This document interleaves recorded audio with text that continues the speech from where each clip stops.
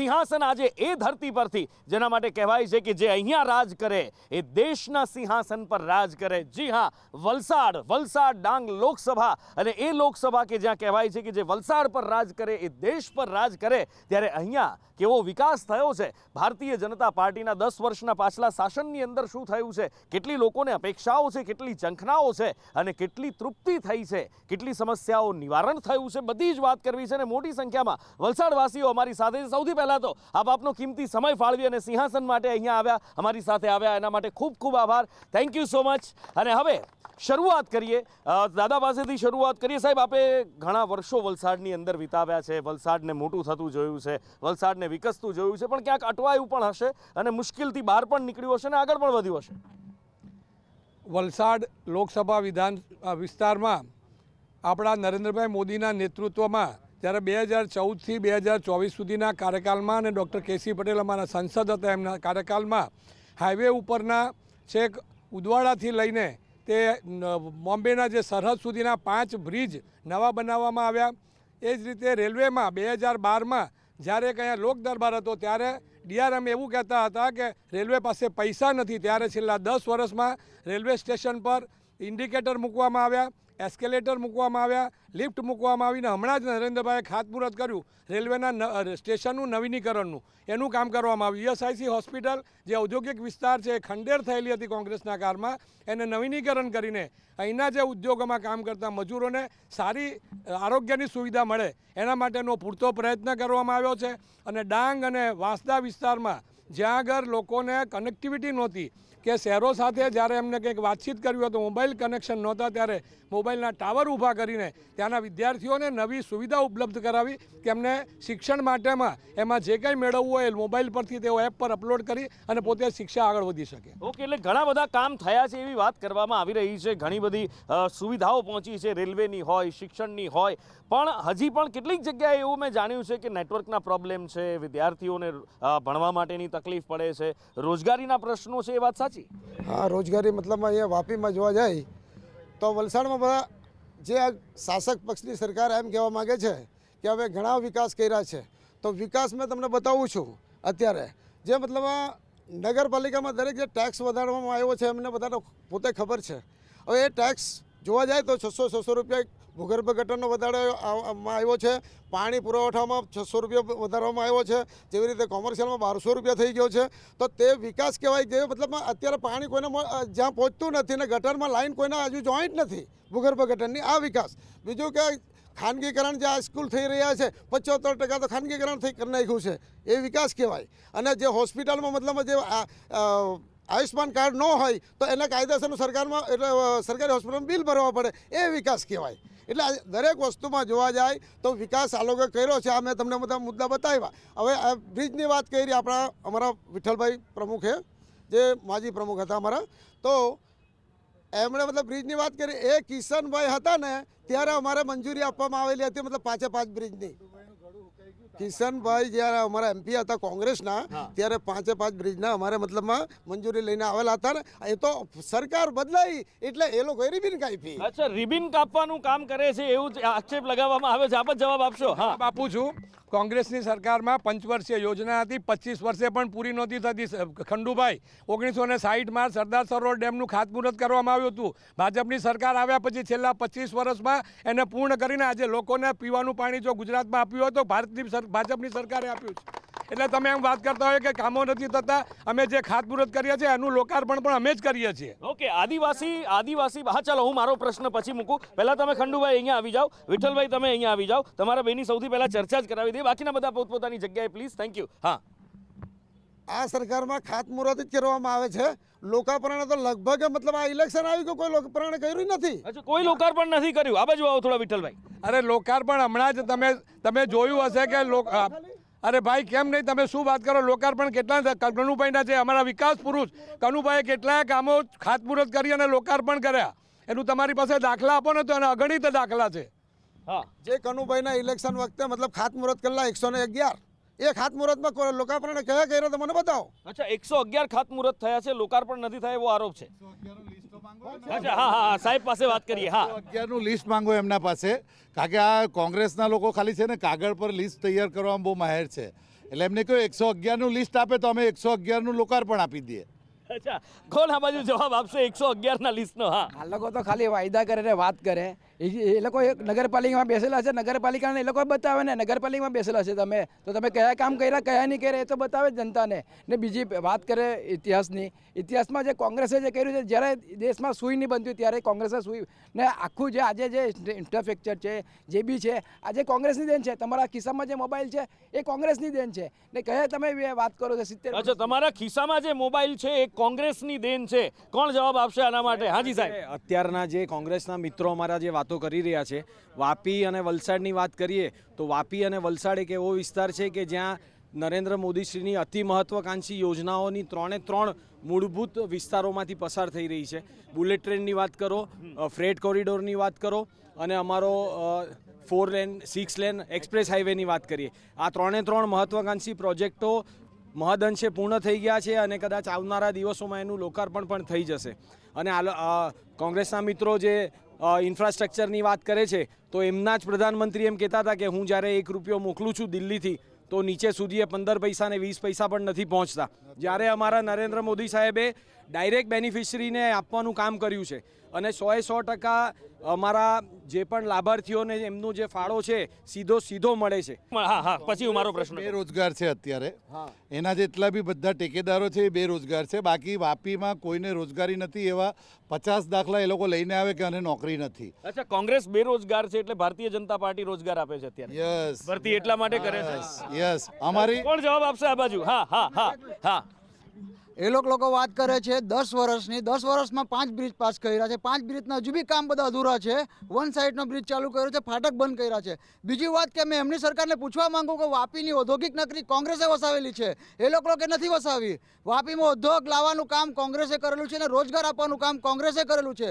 એ લોકો કે 10 વર્ષમાં પૂછો એમને કઈ હોસ્પિટલ લાવ્યા વાપીમાં, કઈ કોલેજો લાવ્યા છે. આજે ગુજરાતમાં 24 વાર પરીક્ષા વિદ્યાર્થી આપે છે અને પેપર બીજા દિવસે ખબર પડે કે પેપર ફૂટી જાય છે. આ એવોની સરકાર છે, ખાલી એ લોકોની ઉદ્યોગપતિઓની સરકાર છે. ચંદા દો ધંધા લો, બસ. સીધો આરોપ, બહુ મોટો આરોપ. ચંદા દો ધંધા લો. સાહેબ, આ જે એમ કહે છે કે આ વાપી કોંગ્રેસે ઔદ્યોગિક એકમ તો એમણે પાકિસ્તાન બી બનાવ્યું છે, બાંગ્લાદેશ બી બનાવ્યું છે, 370 કાશ્મીર બી બનાવ્યું છે. રોજે રોજ હમલા થતા હતા, આતંકવાદી હમલા, એ બી એ લોકોની દેન હતી. એ બધી ઉપલબ્ધિઓ બતાડે એ લોકો પોતાની, બહુ સરસ ઉપલબ્ધિ હતી. આજે જો પક્ષ છે તો મને વિપક્ષ બી જોઈએ મજબૂત, બરોબર. આજે મને એ વાતની બહુ દુઃખ થાય છે કે એ લોકો પાસે બૂથમાં બેસવા માટે કાર્યકર્તા નથી. પણ ક્યાંથી હોય? ભારતીય જનતા પાર્ટી વાળા લઈ જાય છે ને એ લોકોના જે સારા વિચારવાળા માણસો છે. આજે વલ્લભ હતા, આજે એ લોકોના પ્રવક્તા મોટા, બરોબર, આજે આવી ગયા. શું કામ આવી ગયા? એ કહેતા હતા કે હું રોજ બેસીને સનાતન વિરુદ્ધમાં ગાડી સાંભળું. સનાતન વિરુદ્ધમાં એ લોકો બધા જેટલી સહયોગી પાર્ટીઓ છે આજે બધા લાગેલા છે. શક્તિના વિરુદ્ધમાં લાગેલા છે, માતાજીના માટે લાગેલા છે, રામ માટે ગમે તેવું બોલે, સનાતન ધર્મ વિશે જે બધા બોલે. તો વલ્લભે એમને કીધું કે મેં પાર્ટી એટલા માટે છોડી કે મેં રોજ નહીં સાંભળી શકું મારા ધર્મ વિશે કોઈ આટલું બધું બોલે. અને આ મેં પાર્ટીને ઘણી વખત ચેતવ્યું કે પાર્ટી ચેતવી જાય ને આ બધા જે બોલે છે એમને તમે કાંઈક કહો, એમ એને કંટ્રોલમાં રાખો. આજે આ બધા એમ કે અમારી ઉપલબ્ધિ તો આ એ પોતાની બધી આટલી બધી મોટી ઉપલબ્ધિ બી બતાડે. આજે કાશ્મીર તમે બતાડો કે જ્યાં હું પોતે ગયો છું એક વખત, તો ત્યાં આપણે જતા તો આપણને એમ લાગતું કે આપણે બીજા ત્યાં આવી ગયા છે, એમ બીજા કોઈ દેશમાં, એમ એ સ્થિતિ હતી. આજે એ બી દેન એમની હતી. પૂછો એમને જરા. આજે મને એટલું ખાલી બસ એ મને તો બીજું કાંઈ નથી, વિપક્ષ જોઈએ મજબૂત. એ લોકો પાસે આજે બૂથમાં બેસવા માટે કાર્યકર્તા નથી. અમને એવું દુઃખ થાય જ્યારે અમે બૂથમાં બેઠા તો એ લોકો 500 રૂપિયા મજૂરી લાવી એ બૂથના કાર્યકર્તાને બેસાડે. હવે એ લોકો ત્યાં ભાગી જાય પછી એ બૂથના કાર્યકર્તાને બી અમારે જમાડવા પડે. વિચાર કરો.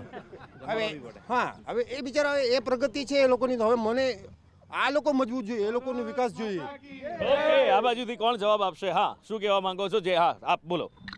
જે અમારા બીજેપીના અમારા હંસરાજભાઈ એમ કહેવા માગે છે કે બૂથ લેવલ અમારા કોંગ્રેસમાં નથી. એમને કહ્યું કે એમના ખરેખર એમના બધા જે ટોટલ બૂથ છે એ બૂથ પર તમે મતલબ તમારા માણસો રહી ખરા? અમારે એ જે વાત કરે ને ચાય કોફી અમારે પીવડાવવા પડે, અમુક બૂથ પર અમારે આ ભાજપ પર અને પીવડાવવા પડે, એવી હાલત છે એ લોકોની. શું હા દાદા પાસે જી. હાજી. આ બંને પાર્ટીઓએ ખૂબ બનાવ્યું એવું કહે છે, પણ અમને બહુ સારી રીતે બનાવ્યું. એમ ટ્રાન્સપોર્ટ ઉદ્યોગથી છીએ આટલી બધી પ્રગતિ થઈ છે. એશિયાની અંદર વાપીથી કરી અને 40 કિલોમીટર ખૂબ ઇન્ડસ્ટ્રીઝ વસેલી છે.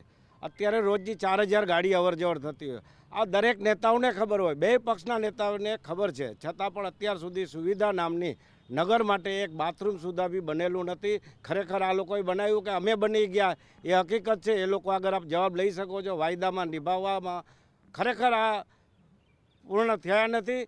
કદાચ ભવિષ્યમાં કેટલા વર્ષ આ સરકાર ચલાવે ને પછી મળે એ શક્યતા ખરી. મારા કાળા વાળ હતા, સફેદ આવી ગયા, આ વંચિત છીએ.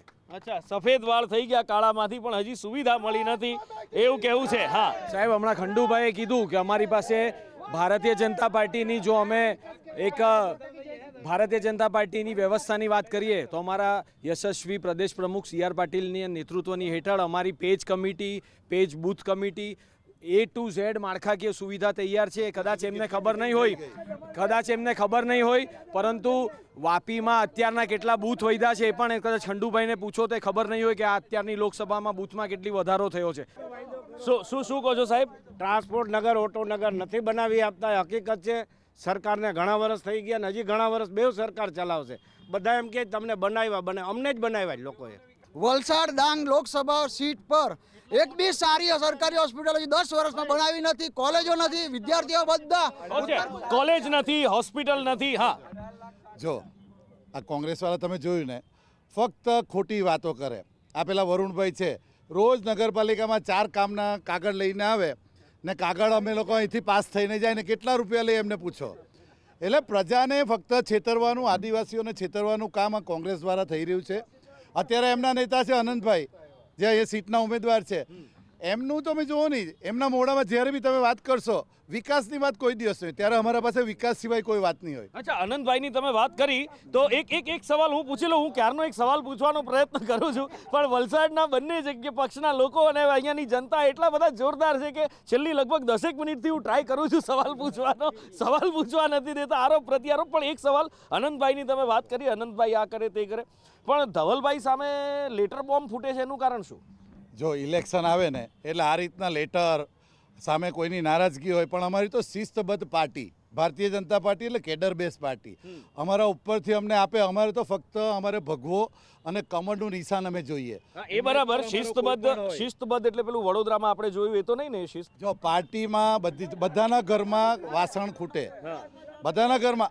અત્યારે એવું છે સાહેબ એવું છે કે અત્યાર સુધી આ પરિસ્થિતિ કોંગ્રેસમાં જોતા આવ્યા છીએ, કારણ કે મને લગભગ 15-17 વર્ષ પત્રકારત્વમાં થઈ ગયા. ભારતીય જનતા પાર્ટીમાં આવું ક્યારેય નથી જોયું જે આ ચૂંટણીમાં છે. કેટલા વર્ષોથી અમે સત્તામાં છીએ, એક ધારું સતત અમે સત્તામાં છીએ. ક્યાં? ગુજરાતમાં. આજે અમે એક ધારી સત્તા ભોગવ્યા પછી પણ પ્રજા અમને નકારતી નથી. અમારા અંદરના કોઈ બી ઝઘડા હશે, તમે પેપર, અમે શું પત્રકાર અને કોંગ્રેસ બે પાસે એક નાનો અમથો મુદ્દો એને આપણે મોટો બનાવવાનો. મિલાવો હાથ સાહેબ, જોરદાર. એક મોટા નેતા આવીને પત્રકાર પરિષદ કરે, એને સસ્પેન્ડ કરાય ને નાનો મુદ્દો માની કે બહુ મોટા નેતા બનશો સાહેબ. ખરેખર બની શકે કે આવતી ચૂંટણીમાં ટિકિટમાં તમારું નામ આવે. થેન્ક યુ, હું આવું તમારી પાસે. બીજા મુદ્દાઓ પણ છે ઘણા બધા, આરોપ પ્રત્યારોપ સિવાયના પણ. આ બાજુ કંઈક કહેવા માંગે છે સાહેબ? હા, આ રાજ્યમાં મહિલાઓ પર વધારે બળાત્કાર થયા છે. કેટલી મહિલાઓ આજે બી ઘરથી ખોવાઈ ગયા છે, મહિલા નથી. ને ભાઈએ વાત કરી 370ની, 370 A ને 370 B છે. એમાં 370 B હટાવ્યો છે ખાલી. આ લોકોને છે ને ખાલી ધક્કો મારીને બિચારોને અહીંયા મોકલી આપે કે ભાઈ તમે જાઓ ડિબેટમાં ને જે બોલાય તેટલું બોલો. એ લોકોના જે પક્ષ પ્રમુખે જે ગઈકાલે મેનિફેસ્ટો વાંચ્યો એમાંના અડધા મુદ્દા પૂછો, ખબર નહીં હશે એ લોકોને. એ ખાલી બીજેપી વાળાને આ લોકો જે મતલબ આક્ષેપો કરે છે અમારા પર, કોંગ્રેસ પર, તો મેં તમને એમ કહેવું, આ દરેક વખતે એમને એમ કહેવું કે 27 વર્ષથી અમારા રાજ ચાલે છે ને અમારા મતલબ સત્તા પર છે ને અમે આ બધો ટોટલ વિકાસ કર્યો. તો મેં એ મારા મિત્રને બધાને પૂછવા માગું, 60 વર્ષ અમે કોંગ્રેસે રાજ કર્યું. દેશ જ્યારે આઝાદ થયો ત્યારે ઓલરેડી મતલબ ટોટલ કોંગ્રેસ હતું, જે આના બાપ દાદા બી બધાના કોંગ્રેસી જ હતા. અને જ્યારે મતલબ એ તો પરિવર્તન આવે જ છે, પણ આપણે એક એવો ઉદાહરણ થઈ ગયો કે બાપ બચ્ચારો મહેનત કરીને મતલબ એની માટે બધું કરે ને છેલ્લે પૂછે પેલો બાપ પોયરો વિરોધ થઈ જાય કે તું એ મારા માટે શું કર્યું ને તે સવાલ જવાબ કરતો થઈ જાય બાપને. એ જ ઘાટ આ લોકોનો છે, ભાજપ વાળાનો. હા, ખંડુભાઈ, અમે બધા બાપદાદા કોંગ્રેસી જ હતા. અમારે જ્યારે કાશ્મીરની પરિસ્થિતિ જોઈ કે ત્યાં આપણા સૈનિકો પથ્થરો ખાતા, લાતો ખાતા હતા, પણ એ લોકો વિરોધ ન કરી શકતા હતા. એ રીતનું કોંગ્રેસનું એ લોકોને એ જણાવવામાં આવતું કે તમારે જનતાનો વિરોધ નથી કરવો. આજે જ્યારે ભાજપ સરકારમાં એ લોકો સામેથી જે કોઈ પથ્થર મારે એના હાથ તોડી નાખે છે. આજે ત્યાં એટલી બધી સુરક્ષા છે કે ત્યાંના લોકો આજે જનતા લોકો ખૂબ જ ખુશ છે ત્યાંના. એટલે એ વાત નથી. જ્યારે પરિવર્તન શાના માટે આવે? કાશ્મીરમાં કેટલા હિન્દુઓની હત્યા થઈ, કેટલા હિન્દુઓ મહિલાઓના બળાત્કાર થયા, તેને આજ સુધી કોંગ્રેસે વખોડ્યું. આ બળાત્કારની વાત કરે છે અહીંયા ઉભો રહીને. મને જરા બળાત્કારનો આંકડો તો પૂછો એને. અહીંયા રાતના 3 વાગે ને 4 વાગે એક મહિલા એકલી ચાલવી હોય વાપીમાં કે ગુજરાતમાં, કે જ્યારે યુપી જેવા દેશમાં પણ, યુપી જેવા પ્રદેશમાં બી એમ કહેવાતું કે કોઈ બહાર નહીં નીકળી શકે. આજે તમે જાઓ, બધી લેડીઝો 2-3 વાગ્યા સુધી બહાર હોય. આ બળાત્કારની વાત કરે. અચ્છા, ચલો અહીંયા મહિલાઓ છે, મહિલાઓ સુરક્ષા માટે બેન પાસેથી જવાબ લઈ લઈએ. મહિલા સુરક્ષા માટે, મહિલા સુરક્ષાની સર પહેલાંની જો વાત કરીએ, ગુજરાતની તો વાત જ નથી. ગુજરાતમાં તો છેલ્લા 20 વર્ષથી જે મહિલા સુરક્ષા માટે જે કામ થયું છે, મોદીજીનો કામ થયો છે, એના માટે કોઈ સવાલ જ નથી. પણ જ્યારે તમે ગુજરાતની બહાર જાઓ, બીજા સ્ટેટમાં જાઓ ને ત્યાંની જે પરિસ્થિતિ અમે જોઈ છે, અમે પ્રચારમાં બીજા જ્યારે પ્રદેશોમાં જઈએ છીએ ત્યારે ત્યાંની જે લોકલ પરિસ્થિતિ જમીન સ્તર પર જ્યારે મહિલાઓ અમને યાદ કરે છે કે આજના 5 વર્ષ 10 વર્ષ પહેલાં જ્યારની પરિસ્થિતિ હતી કે અમે ઘરની બહાર નહોતા નીકળી શકતા હતા, અમારા વોટની કોઈ કિંમત નહીં હતી, અમને કોઈ પૂછતું નહીં હતું. એ જે મહિલાઓની જે ઇજ્જત છે એ આ છેલ્લે મોદી સરકારને આવ્યા પછી 10 વર્ષ પછી જે પૂરા ભારતમાં મહિલાઓની સુરક્ષામાં જે છે ને ઇજ્જત તે 10 વર્ષમાં જ થયો છે. ઓકે. અને મહિલા રોજગાર, મહિલા આત્મનિર્ભરતા, મહિલા સન્માનની જો વાત કરીએ તો એને કેવી રીતે જુઓ છો? મહિલા તો મહિલાને બધું જે બી મળ્યું હોય ને તો મોદીજીના લીધે જ હિંમત છે. એમની જ હિંમતથી જ બધાએ આમ કહી શકે છે કે મોદી છે. ઘરમાં બી નાની લડાઈ હોય ને તો ચિંતા ના કરતા, મોદી છે અમારી જોડે. આવી રીતના આમ ઘરમાં બી પાવર કરી શકે છે. ઘરમાં બી મોદીના નામે ઘરમાં પણ પાવર કરે છે. અચ્છા, એક મુદ્દો મોંઘવારીનો પણ છે, તો એમાં શું મોંઘવારી ગૃહિણીઓને નડે છે ખરી? એ તો પહેલે પણ હતી ને અત્યારે બી એ સ્થિતિમાં લોકો ખર્ચા કરે જ છે ને. પેટ્રોલ મોંઘું છે તો હવે પેટ્રોલ ફૂલ કરીને જાય જ છે જનતા. મોંઘવારીની સાથે સર એટલી તમારી આમદની પણ વધી છે, ઇન્કમ પણ વધી છે ને. ઇન્કમ સોર્સિસ બની જાય. પહેલાં જે તમારું પગાર ધોરણ હતું, જે તમારું લિવિંગ ઓફ સ્ટાન્ડર્ડ હતું, તે જે હતું અને અત્યારના એમાં તમારો ફરક છે. જો તમને અત્યારે પહેલાં 10,000ના પગારમાં તમે ઘર ચલાવતા હતા, અત્યારે તમને 50,000નો પગાર આવતો હોય તો તમે ત્યારે જે મોંઘવારીની તમે એને કમ્પેરિઝન કરો એ ખોટી વસ્તુ છે. નેક્સ્ટ સવાલ મારે આ પૂછવો હતો કે ભાઈ અહીંયા બંને પક્ષો કહે છે, આવો બેન તમારી પાસે, અરે વાહ, ક્રિકેટ ગ્રાઉન્ડ પણ છે, પાછળ છોકરાઓ ક્રિકેટ પણ રમે છે અને સીધી અહીંયા 6 આવી છે.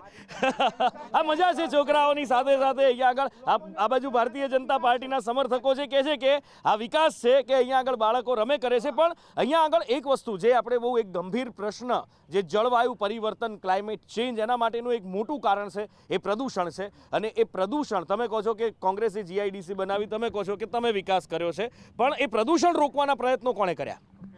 પ્રદૂષણ રોકવાનો પ્રયત્ન જ્યારથી આજે 30 વર્ષથી ગુજરાતમાં ભાજપની સરકાર છે. પ્રદૂષણ રાતના તમે 2 વાગે 1 વાગે ખાલી નીકળો રસ્તા પર, એટલું દેખાય બી નહીં જેટલી દુર્ગંધ આવે છે, એટલું પ્રદૂષણ છે. ઔદ્યોગિક નગરી છે વાપી, અને 1994-95 સુધી કોંગ્રેસની સરકાર હતી ત્યાં સુધી જે અહીંયા ઉદ્યોગો છે એના પાણીને ટ્રીટમેન્ટ કરીને પાણીને છોડવાની કોઈ સુવિધા નહોતી. અને વાપીમાં પહેલો CETP 1995માં ભાજપની સરકાર આવ્યા પછી બનાવવામાં આવ્યો. અને આજે ગુજરાતના બધા જ ઇન્ડસ્ટ્રીયલ એસ્ટેટમાં કોમન એફ્લુએન્ટ ટ્રીટમેન્ટ કરીને પાણી છોડવામાં આવે છે. અને ઉદ્યોગોનો જે પર્યાવરણ હતું એ પર્યાવરણ, એ લોકોના વખતે જે દુર્ગંધ આવતી હતી, આજે પર્યાવરણ ઘણું સુધર્યું છે અને લોકોની હેલ્થ પણ સુધરી છે. દમણગંગા ડેમની જે કરેલી રચના એ કોંગ્રેસે કરેલી છે ને વાપીવાસીઓને પાણી આપેલા છે. મધુબન ડેમ કોંગ્રેસે બનાવેલું છે. ટોટલી કામ કોંગ્રેસે થયું છે. વાપીવાસીઓને કેટલા લોકોને પાણી પહોંચાવે. નળ સે જળની યોજના જે છે એમાં તો નિષ્ફળ છે. લોકો ખાલી નળ લાગેલા છે પણ જળ તો આવતું જ નથી. નળ સે જળમાં ખાલી નળ લાગ્યા છે. જો પોલ્યુશનની વાત આપણે પહેલાં ક્લિયર કરીએ, કારણ કે પછી જનતાને ખબર પડી જાય ગુજરાતની. પોલ્યુશનમાં જ્યારે અમે વાપી મુંબઈ અમે ઉઘરાણી કરવા જતા ને તો અમારે સૂઈ જવાનું ફ્લાઇંગમાં આવતી વખતે. જેવું વાપી આવે ને એટલે આપોઆપ સ્મેલને લીધે અમારી ઊંઘ ખુલી જતી હતી. આ જમાનો કોંગ્રેસનો હતો. આજે તમે વાપી નીકળીને વલસાડ બી જઈ રહે ને ખબર નહીં પડે, કારણ કે ઇન્ડસ્ટ્રીઝનું પોલ્યુશન હતું, એના ધારાધોરણ ફિક્સ થયા. પોલ્યુશનને વધારે. એવું તો નથી ને કે 2 ટિયર 3 ટિયરમાં જાઓ છો એટલે હવે ખબર નથી પડતી? ના ના ના ના ના, આ તો ખાલી પૂછ્યું મેં એમ. આ વસ્તુ તમે કોઈ બી ચાલતા નાગરિકોને પૂછી શકો તે બાજુ. તો આ જ જવાબ રહેશે. જૂના કોઈ બી નાગરિકોને પૂછો એટલે તમને ખબર પડી જાય કોંગ્રેસના રાજમાં પોલ્યુશન સિવાય કંઈ નહીં હતું. બધી રીતે પોલ્યુશન હતું. તમે જોયું કે નહીં, કોંગ્રેસ રાજમાં હવામાં, નીચે, સ્પેસમાં બધે ભ્રષ્ટાચાર હતું.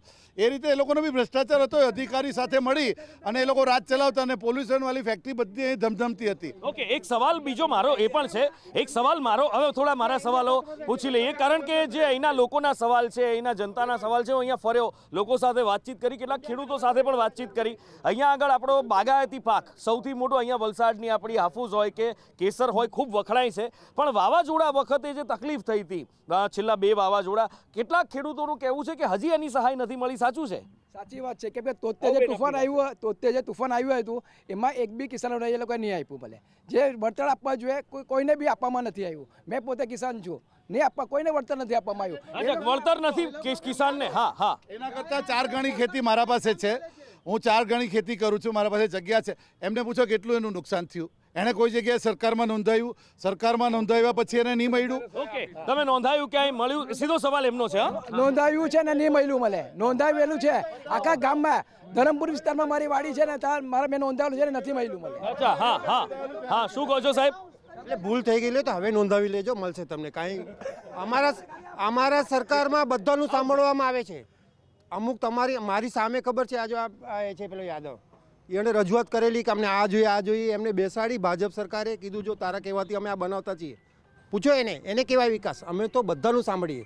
અમે તો ખાલી એટલું, પાછી બીજી વખત કહું છું, આ બધું ભલે બોલે છે, બધું વિરુદ્ધ કરશે, વિરુદ્ધમાં છે તો બધું કરશે, પણ એ લોકો પાર્ટીમાં જરાક ધ્યાન આપે ને આ બૂથમાં બેસે ને તેવું કરે એટલે જરાક એ લોકોને.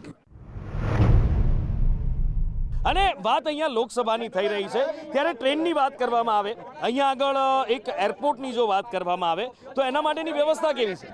ટ્રેનમાં એક મિનિટ, 2014 પહેલાં, ત્યાર પછીના 10 વર્ષના ગાળામાં 6 મોટી ગોરખપુર એક્સપ્રેસ, જયપુર એક્સપ્રેસ, વડનગર વલસાડ નવી ટ્રેન ચાલુ કરી. પછી અહીંયાથી જે ટ્રેનો જાય છે વંદે ભારતને બધાના સ્ટોપેજ આપ્યા અને ટ્રેનો જે અમદાવાદ જવામાં 6 કલાક લાગતા હતા, આજે વંદે ભારત જેવી ઇન્ડિજિનિયસ ટ્રેન બનાવી કે જેમાં એન્જિન અને ડબ્બા બધું જ ઇન્ડિયાના એન્જિનિયરો બનાવેલું છે. અને આજે મેક્સિમમ સ્પીડથી એ અમદાવાદ જવું હોય તો 3.5 કલાક 4 કલાકમાં અમદાવાદ પહોંચાડી દે છે. તો આ ટ્રેનની સુવિધાઓ વધારી. એરપોર્ટ સુરતમાં જ વિશ્વ કક્ષાનું આવી રહ્યું છે. 100 કિલોમીટર પર છે. 100 કિલોમીટર પર એરપોર્ટ આપવાનું કોઈ જરૂર નથી. દમણમાં બી એરપોર્ટ છે. બિલકુલ, એટલે દમણમાં એરપોર્ટ. એટલે અહીંયા જે વાત છે કે ટ્રેનની માળખાગત સુવિધાઓ જે હતી એ સુવિધા વધારવામાં આવી છે જે પહેલાં નહોતી. વાપીમાં વંદે ભારતને સ્ટોપ આપ્યું છે એ વિકાસ નહીં કહેવાય. વાપી વલસાડ લોકસભામાં જે ગરીબ મધ્યમ વર્ગના લોકોને સુવિધા બધી પ્રાથમિકતા બધી મળે, ભણતર એજ્યુકેશન મળે સારું, એને સુવિધા કહેવાય, એને વિકાસ કહેવાય. બ્રિજ એક બનાવવાથી વિકાસ નહીં કહેવાય. સારી હોસ્પિટલ ગવર્મેન્ટ બનાવવામાં આવે એને વિકાસ કહેવાય. અચ્છા, ઓકે, હા હા હા હા. મારે કોંગ્રેસના મિત્રોને એક મિનિટ મારે કોંગ્રેસના મિત્રોને એક બહુ મોટો પ્રશ્ન છે. ગઈકાલે જ એમનો ન્યાયપત્ર કરીને એમનો મેનિફેસ્ટો જાહેર થયો છે. એમનો મારે સવાલ છે, એ લોકો એમ કહે છે કે અમે CAA લાગુ નહીં થવા દઈએ. આટલો મોટો ભારતની સુરક્ષાનો પ્રશ્ન છે, શું કામ એ લોકો એનો વિરોધ કરે છે? જરા એમને પૂછો. અચ્છા, CAA નો વિરોધ શા માટે કરે છે કોંગ્રેસ? કોણ જવાબ આપશે? CAA જે વિરોધ જે કરવામાં આવ્યો છે, કેમ કે જે આપણે જ્યારે આપણા ઇન્ડિયા આ હિન્દુ મુસ્લિમના શબ્દ વાત છોડી દેવો, આપણા દેશની વાત કરો. કેમ કે આપણા દેશમાં પહેલે રોજગારી આપો. જે આપણા દેશવાસી છે એ લોકોને રોજગારી આપો. આજે 3.5 કરોડ લોકો આજે આપણા દેશમાં આવશે, એને રોજગારી તમે ક્યાંથી રોજગારી ક્યાંથી આપશો એની ચિંતા કરે છે એવું કહે છે. કોઈ ઇન્ડિયામાં આવીને જે વસેલા છે એ લોકોને આપવાનું છે, નવા લાવવાના નથી. નવા આ લોકોને છે ને નોલેજ જ નથી. આ લોકોને પૂછો, તમારા મેનિફેસ્ટો વાંચો. હા, શું 3 કરોડ બાંગ્લાદેશી આવેલા છે, હમણાં રોહિંગ્યા આવેલા છે. વેલકમ. કાશ્મીરમાં એ લોકોને પહેલેથી વસાવી દીધેલો. આજે બંગાળમાં, કેરલામાં, આજે બધામાં આજે મુસ્લિમ બેન કંઈક કહેવા માંગે છે. હા હા હા હા બેન. કાશ્મીર એમનું કેવું છે કે કાશ્મીર અત્યારે આવ્યું છે ઇન્ડિયામાં. કાશ્મીર ભારતનો હિસ્સો છે, વર્ષોથી અભિન્ન હિસ્સો છે. એ લોકોના કારણે અત્યાર સુધી જે કાશ્મીર છે એ ભારતનો હિસ્સો એ લોકો ગણતા નહોતા. એ લોકોની ભૂલને લીધે અત્યારે કાશ્મીર પાકિસ્તાનમાં ગણાતું હતું, POK ગણાતું. પણ પાકિસ્તાન એ ભારતનું અભિન્ન અંગ છે, હશે અને રહેશે. ઓકે, એટલે ચર્ચાઓ કરવા જઈએ તો ઘણી બધી ચર્ચાઓ થઈ શકે અને કદાચ મને લાગે છે કે આપણે રાત પડે આ ફ્લડ લાઇટ ચાલુ કરાવવી પડે અને ચર્ચા ચાલુ રાખવી પડે, કારણ કે આ દેશની વાત છે અને દેશના વિકાસની વાત છે, દેશના થયેલા કામોની વાત છે, દેશની ચૂંટણીની વાત છે. એટલે ચર્ચાઓ ગમે એટલી કરો, કદાચ સમય ખૂટે ને ખૂટે, પણ હા, સમય આપણા બધા કરતા ઉપર છે અને સમયને માન આપવું જરૂરી છે. માટે આ ચર્ચાને અહીંયા અત્યારે પૂર્ણ કરવાનો સમય આવ્યો છે વલસાડની ધરતી પરથી. આપ સૌ અમારી સાથે આ ચર્ચામાં જોડાયા એ બદલ સૌ વલસાડવાસીઓનો ખૂબ ખૂબ આભાર. Thank you so much.